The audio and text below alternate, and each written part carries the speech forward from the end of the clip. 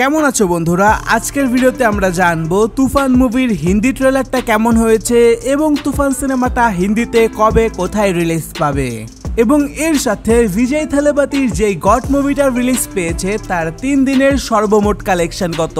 তো প্রথমে শুরু করা যাক তুফান মুভিকে নিয়ে। কিছু নিউজ থেকে জানা গিয়েছিল এই সিনেমাটির সর্বমোট আয় হচ্ছে 56 কোটি টাকা, যেটি তুফান সিনেমাকে বাংলাদেশের সবথেকে বেশি আয়কারী সিনেমা বানিয়ে ফেলে এবং সেই সিনেমার আয় এখনো থেমে নেই।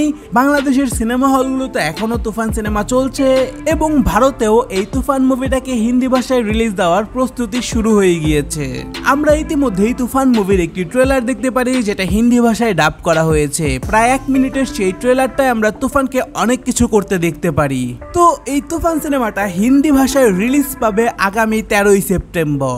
প্রথম সপ্তাহে শুধুমাত্র ভারতের বিহার রাজ্যে মুক্তি দেওয়া হবে এই সিনেমাটিকে।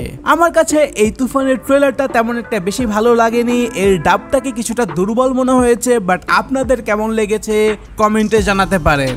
এখন আসা যাক বিজয় থালাপতির গড সিনেমার কালেকশনের কাছে। বিজয় থালাপতির এই গড সিনেমাটি রিলিজ পাওয়ার আগে রিলিজ পায় হচ্ছে লিও সিনেমাটি, যেটি তার ক্যারিয়ারে সবথেকে বেশি আয় করা সিনেমা ছিল এবং তারপরে বিজয় থালাপতি এই গড সিনেমাটি করে যেটিতে সে সবথেকে বেশি পারিশ্রমিক নেয়। এর সাথে বিজয় থালাপতির গড সিনেমাটি প্রথম দিন কালেকশন করে 126 কোটি রুপি।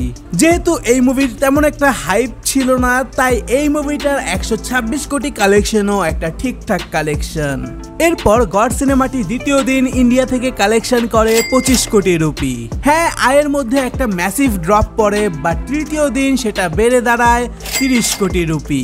তো সব মিলিয়ে বিজয় থালাপতির এই গড সিনেমাটি ইন্ডিয়া থেকে নেট কালেকশন করে 120 কোটি রুপি এবং সম্পূর্ণ পৃথিবী থেকে ওয়ার্ল্ড ওয়াইড গ্রস কালেকশন হচ্ছে এই গড সিনেমার 200 কোটি রুপি।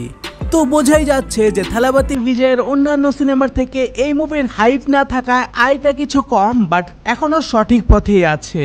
সম্পূর্ণ ভিডিওটি দেখার জন্য ধন্যবাদ। দেখা হবে পরের ভিডিওতে।